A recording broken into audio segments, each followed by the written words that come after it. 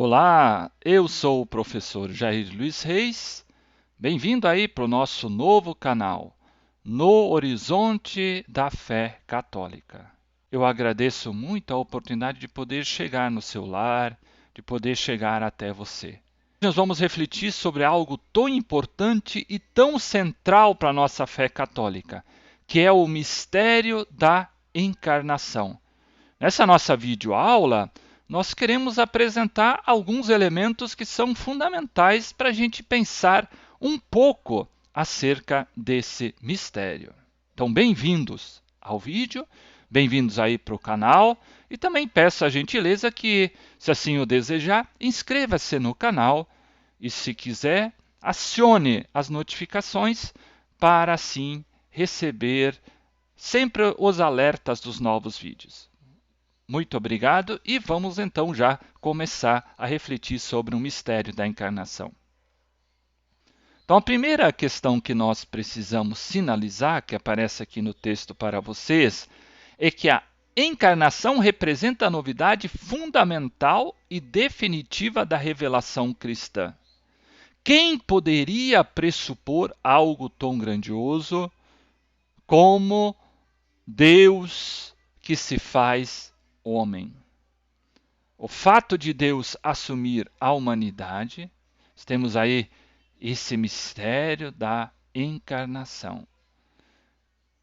É bom lembrar que todas essas referências, essas reflexões, elas são bíblicas. Lá no Evangelho de São João, claramente assinala isso, de que o Verbo era Deus e o Verbo estava com Deus e o Verbo se fez carne. Eu estou me referindo ao prólogo. É o inicinho do Evangelho de São João. São João 1, 1, 18. Quem poderia pressupor essa novidade? Ninguém. É o Deus que se revela na história e que se apresenta nessa novidade. Então é um aspecto central. A encarnação é, por um lado, mistério, mas por outro lado, essa novidade. A ideia que encontra a sua plena sustentação na certeza de que Deus assume a humanidade para resgatá-la, para redimi-la. O mistério é algo inerente à compreensão de Deus. Isso precisa ser respeitado e reconhecido. Mas aí, professor Jair, quando a gente fala muito mistério, a gente não distancia Deus de nós? Não, ao contrário. A encarnação de Jesus Cristo nos torna próximos. Por meio de quem nós podemos clamar Abba, Pai? Por meio de quem nós podemos reconhecer que Deus é Pai? É pelo Filho. Daí a necessidade da encarnação para abrir os nossos olhos, para nos desvelar toda essa riqueza e essa grandeza. Claro, igualmente importante é a dimensão da salvação, tanto que na teologia nós sempre falamos que Deus se revela para salvar e ao salvar ele se revela. E o mistério maior vem então pela encarnação. Vamos seguindo. É central para a nossa fé e salvação o dado histórico da encarnação. Por que estou chamando aqui nesse aspecto da historicidade? E os padres da igreja, como assim a gente vai ver, Santo Atanásio, refletiu muito acerca do mistério da encarnação e mostra esse aspecto da historicidade. É o Jesus de Nazaré, é Jesus Cristo. Por que Jesus de Nazaré? Esse título faz referência mais à historicidade. Quando a gente fala do Jesus histórico, é para mostrar que de fato Jesus existiu, viveu e levou a humanidade à sua plenitude. Por tudo aquilo que ele fez, por tudo aquilo que ele é e representa para nós. Jesus existiu historicamente e esse é um dado inegável, porque mesmo os historiadores que não são religiosos, que não têm nem vínculo com religião nenhuma, eles se referem a Jesus Cristo enquanto figura histórica. Tudo bem que nem sempre tem uma visão tão positiva em relação a ele, mas a referência histórica está aí. Então, a historicidade. Jesus, de fato, existiu, viveu e levou a humanidade, acumulou com todas as bênçãos e sortes, a ponto de entregar a sua vida para a redenção do gênero humano. E aí Santo Atanásio sublinha que o mistério da encarnação ultrapassa qualquer visão que não for a fé. Somente a sua luz a pessoa humana consegue vislumbrar tal realidade. Bastante aspecto, né? Se nós quisermos compreender o mistério somente no aspecto racional, nós não teremos entendimento. Mas é a luz da fé que nós encontramos pleno entendimento. Mas essa fé, ela encontra plenamente, ela encontra as suas respostas aonde? Ela encontra as suas respostas na história. Porque se nós falamos que a encarnação é um dado histórico fundamental, é Deus que se faz homem, ele vem para resgatar a humanidade. Então, diante disso, nós não damos um passo no escuro, ao contrário. Nós temos a revelação histórica. Nós temos a Sagrada Escritura que nos, de forma privilegiada, narra toda a história. A história sagrada, a história que é para a fé e para a salvação.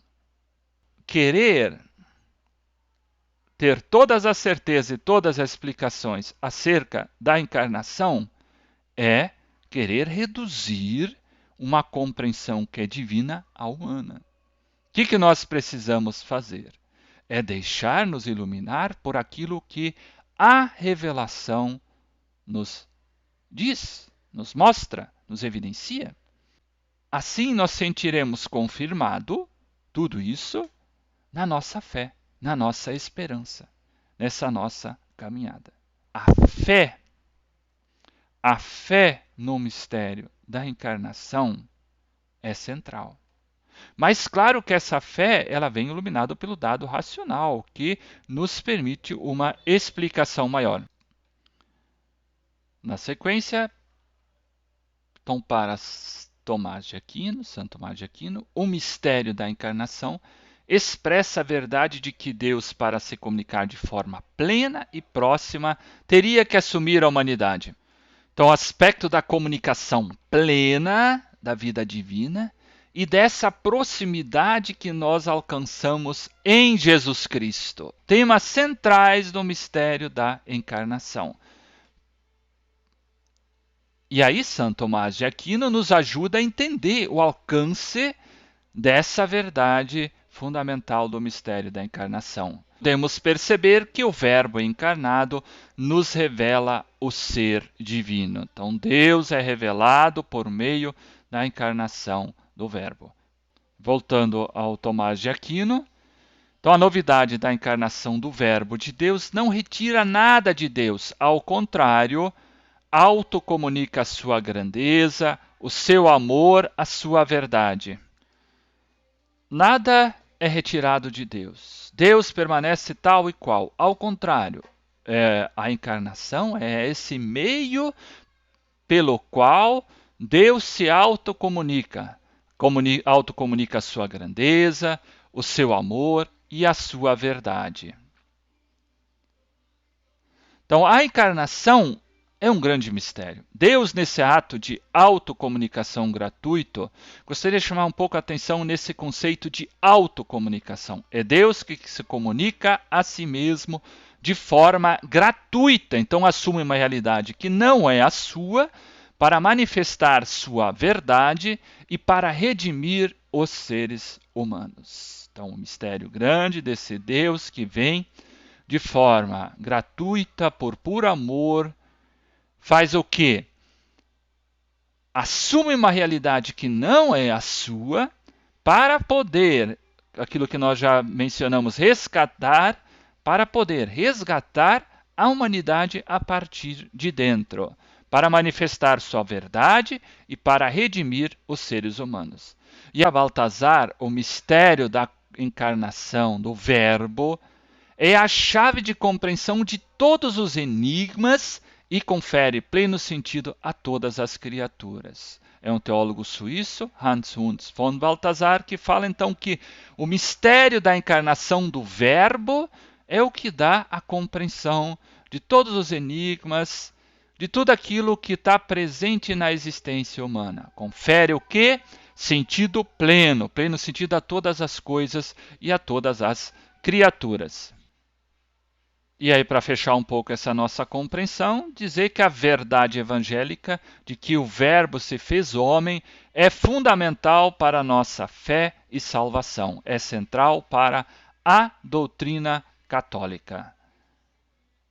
E aí fecho aí com a Constituição Dogmática Dei Verbum, que diz, e é como ensina a Constituição Dogmática Dei Verbum, no número 2, diz o texto: aprove a Deus, na sua bondade e sabedoria, revelar-se a si mesmo e dar a conhecer o mistério da sua vontade, conforme Efésios 1:9, mediante o qual os seres humanos, por meio de Cristo, Verbo encarnado, têm acesso no Espírito Santo ao Pai e nos tornam participantes da natureza divina. Desculpe, aqui acabou que o texto ficou aqui por trás, mas e nos tornam participantes da natureza divina. Então vamos analisar essa construção dogmática Dei Verbum, que diz que aprove a Deus o que? Revelar-se a si mesmo. Quando, na plenitude dos tempos, nós temos o que? A encarnação do Verbo. E assim nós nos tornamos participantes da natureza divina. A questão da filiação divina. No Filho de Deus, nós nos tornamos filhos de Deus. É um pouco essa reflexão que eu quis trazer para vocês. Muito obrigado por vocês estarem aqui no canal. Peço a gentileza, se assim desejar, que se inscreva no canal. Fazer comentários, perguntas, tudo será muito bem-vindo. Muito obrigado, um abraço e até a nossa próxima oportunidade.